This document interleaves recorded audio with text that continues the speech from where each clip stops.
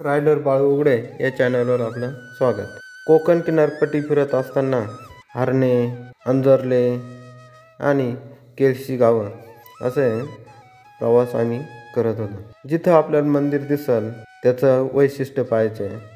आता आपण जे बेलेश्वर मंदिर आहे ते मंदिराचे महादेवाचं दर्शन घेण्यात चाललो आहे. पाऊल वाट आहे जंगलातून. आजूबाजूला खूप अशी झाडी, पालापाचोळा पडलेला, त्याच्यातून एक चालण्याचा वेगळाच अनुभव. मंदिराची जी आजूबाजूची जी तटबंदी आहे ती खूप अशी भक्कम आहे आणि एक गेट आहे. त्या गेटमधून जे काही जनावरं असतील, मोकाट जनावरं, तर ते जाऊ नये म्हणून बसवलेलं गेट. आतमध्ये आलो, एक भक्तिमय असं शांतता. तिथं चिटपाखरूही नव्हतं आम्ही गेलो तेव्हा. छानपैकी सुंदर आजूबाजूचा परिसर. बेलाचं झाड असं जुनं पुराणं, परत एक आवळकंटीचं झाड आणि मंदिराचा जीर्णोद्धार केलेला आहे, बांधकाम केलेलं आहे आणि जो छत आहे ते कौलारू आहे. छान आहे. आतमध्ये लॉक असल्यामुळं आम्हाला काही जी महादेवाची पिंड आहे तिचं दर्शन भेटलं नाही. पण आतमध्ये छताला जे खांब होते ते लाकडी खांब खूप सुरेख अशी नक्षीकाम केलेली एक कलाकृती आम्हाला पाहायला भेटली. ही कलाकृती पाहणं म्हणजे एक आनंदाचा क्षणच आहे. छान बारीक एकदम सुबद्ध अशी नक्षी. नंतर ते महादेवाचं दर्शन घेतल्यानंतर पुढं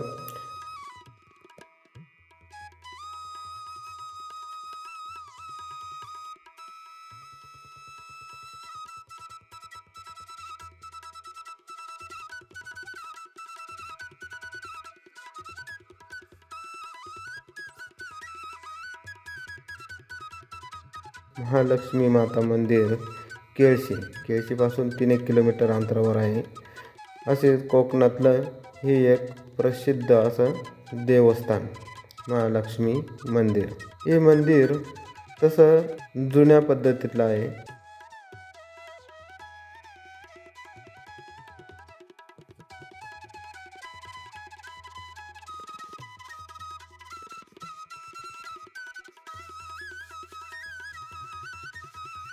आजूबाजूचा परिसर सुंदर आहे. तुळशी वृंदावन, एक पिंपळाचं असं मोठं झाड, आजूबाजूचा परिसर तटबंदीनं बांधून घेतलेला हा एक सुरक्षिततेचा भाग म्हणून. मंदिराचे आजूबाजूनं फिरत असताना मंदिराचे बांधकाम, त्याच्यावरची नक्षी आणि आजूबाजूला जे फुलझाडं लावलेले आहेत, चाफा आहे, पांढरा चाफा, त्याला छानपैकी फुलं आलेली आहेत आणि हा परिसर एकदम शांत निवांत असा आहे. जे मातेची जी मूर्त आहे ती स्वयंभू आहे, स्वयंभू प्रगट झालेली सुंदर आहे.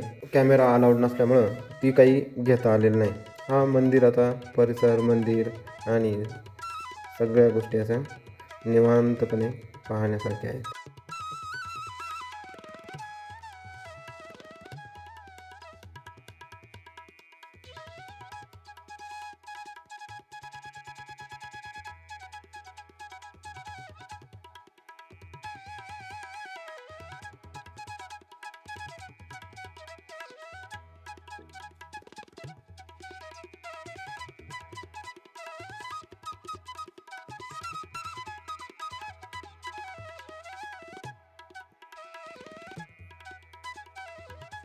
काही क्षण महालक्ष्मी मंदिरात घालवल्यानंतर मंदिराच्याच उजव्या बाजूने जाणारा हा रोड जातो तो याकूब बाबा दर्गा हा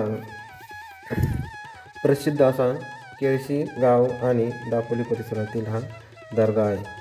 सर्व धर्म समभाव, सर्व बांधव एकत्र याची सेवा करतात. छत्रपती शिवाजी महाराजांनी याकूब बाबांना 11वे गुरु मानले होते आणि त्यांचे काही जे सल्ले असतील ते पाळत होते. असाच त्यांचा एक प्रसंग. दाभोळ इथं सॉरी करताना म्हणजे बाबांचा नकार असतानाही ते सॉरी करायला सैन्य पाठवलं.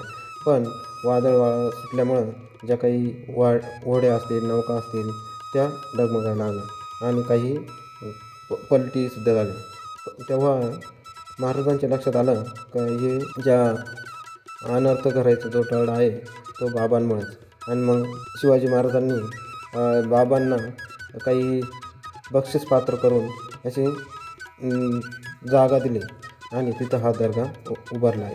सर्व गावकरी मंडळी आणि आजूबाजूच्या परिसरातील लोक बाबांचा जो काही उरूस आहे, जी यात्रा आहे, ती समभावाने साजरी करतात. त्याच्यानंतर कोकण किनारपट्टीच्या कडेकडेने येत असताना काही ठिकाणी समुद्राच्या जवळ जाऊन शिंपले जमा केले, फोटोशूट केले आणि जवळच असलेला हा लाईट हाऊस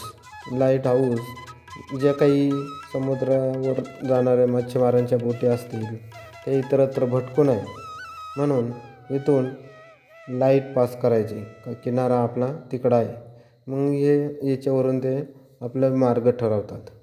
असा हा लाईट हाऊस खूप उंचावर आम्ही चढून गेलो होतो आणि एक उंचावर येऊन सनसेट पाहण्याचा आनंद एक वेगळाच होता.